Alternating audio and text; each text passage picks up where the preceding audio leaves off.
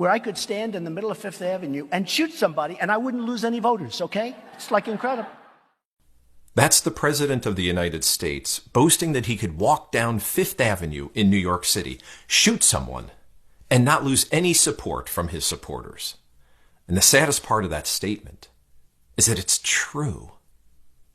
Check this out. We have a president who has undermined our intelligence agencies over and over again and publicly. These are the agencies that are supposed to be keeping us safe.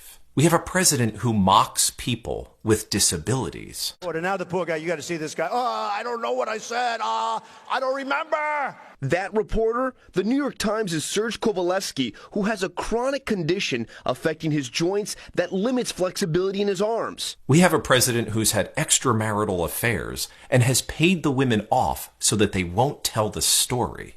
We have a president who continues to bash our free press. What do you say the Americans were scared, though? I guess nearly 200 dead, 14,000 who are sick, millions, as you witnessed, who are scared right now. What do you say to Americans who are watching you right now who are scared? I say that you're a terrible reporter. That's what I say.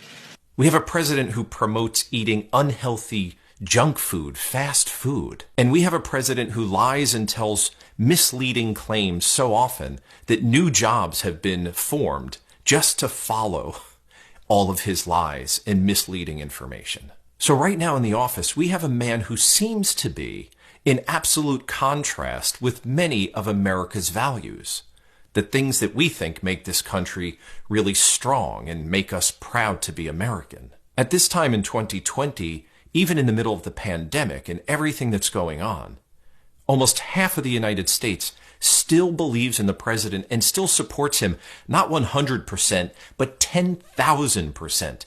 He can do no wrong in their eyes. So it begs the question, who are these people and why do they support him the way they do? The biggest part of the president's base, it's all about, hang on, the base. Here they talk about Trump's base, the people who always will support him no matter what. Trump's base.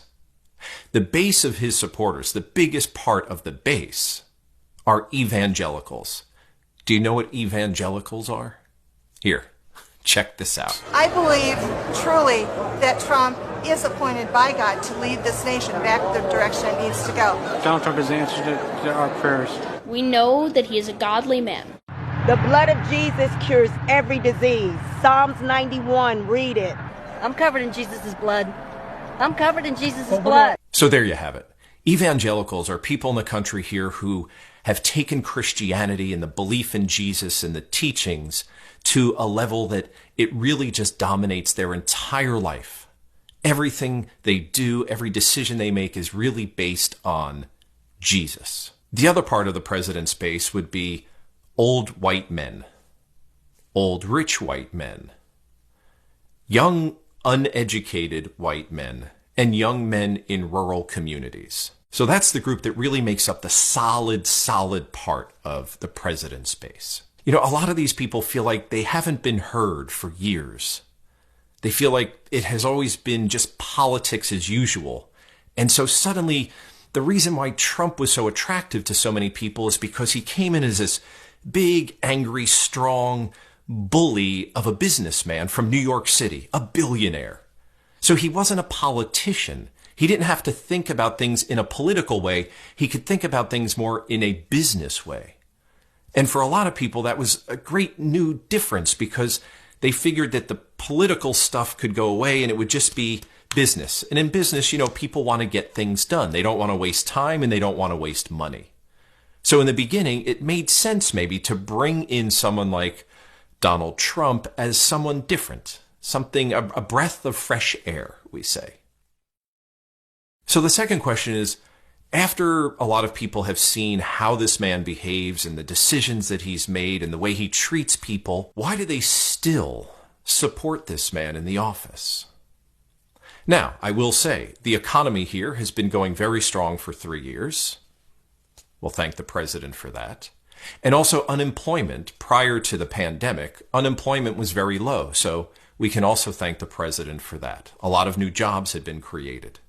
But there are really two key points here that are very important for especially the evangelicals and the real conservative Republican side of things.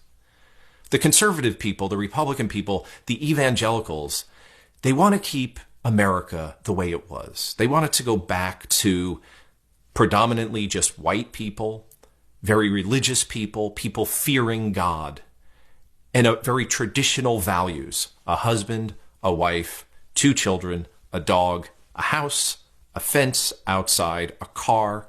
Dad goes to work, mom stays home, makes food, takes care of the kids. They want it. They want that life back. Of course, the world has changed, and now this country is much different, and the mix of people is different. They want it back. So one of the big things with that is the issue of women's reproductive rights. For the Republicans, and especially for the evangelicals, abortion in any form is murder. They feel like if a woman has conceived a child, it's a human being from the very second of conception. So other people in the country have more broad views and don't believe that it's a human being immediately. And so therefore we have laws that allow women in most places to get abortions. Trump is against that. Evangelicals, of course, are against that. And so that is a big issue. So even though Trump has done many things that the religious people should look at him and go, oh, he's horrible, get him out of here, they stick with him because the first one is because of abortion. The second hot topic right now, and another reason why people stick with Trump, is for the LGBT: lesbian, gay, bisexual, and transgender. So here, for a lot of people, we're very open-minded, and we just, you can do what you want to do, just leave me alone. If you want to do it that way, you can. I'll do it my way. And we pride ourselves on that. But again, the real conservative Christian and the real conservative Christian evangelicals, they don't want to have anything to do with that. They see it as a sin, as a horrible thing against God, against Jesus, against the church. So you can't have 2 men or 2 women. What's happened now in these days is that even the LGBT has grown. Look at the last one I saw is LGBTQQIP2SAA. But people are really fighting right now here in the United States to just be. I don't, maybe I'm a man, maybe I'm a woman, maybe I like men or women. It doesn't, they want more of this androgynous, just kind of openness. And they're fighting for it. And they feel like it's their right because they're human beings. But again, the more conservative and Christian people, they don't want to have anything to do with that. And Trump is also not for this. And if you can see his cabinet member, most of the people around Trump are like him, old, white, rich men who have the same values and the same ideas as the United States 50 years ago, 70 years ago. So these are 2 hot topics that no matter what the man does, the base, these people are going to continue to support him because in this country, and maybe we don't talk about it enough, the power of religion is interwoven in every single thing we do and we say, including in the government. For example, right now we're in the middle of the pandemic. I'm home in my parents' home in my bedroom here. And we're not supposed to go out, and we're supposed to social distance and everything. So here in Florida, where my parents live, they made a law. Social distance, stay away, don't go out in groups. The restaurants are closed, the bars are closed. You can't go out and do anything.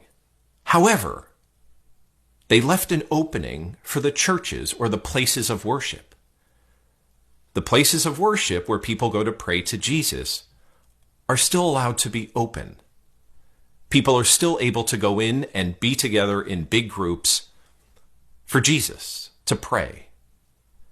So think about that for a second. It's a simple example, but the message is clear. Jesus and Christianity here rules. It's lauda. It's number 1.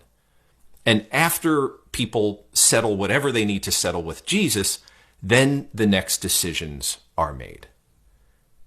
And you really have to understand how that affects everything that people do here. So that's just a little bit of background as to why the president is still supported by half of this country in such a strong, strong manner. So now there's one last question. The third question. We talked about who, we talked about why. Now I want to talk about you. We have an election here in 201 days, where the president will either be elected to stay in office or we will have a new president. So I just want to ask you as modern, hip, cool, new, young China, would you vote to keep Donald Trump back in the office for another 4 years? Would you support him and his efforts in the United States? Let me know. I'd love to know what young China thinks about Donald Trump and if they want him to stay around. Thanks for listening. Stay healthy, stay safe, and I'll talk to you again soon.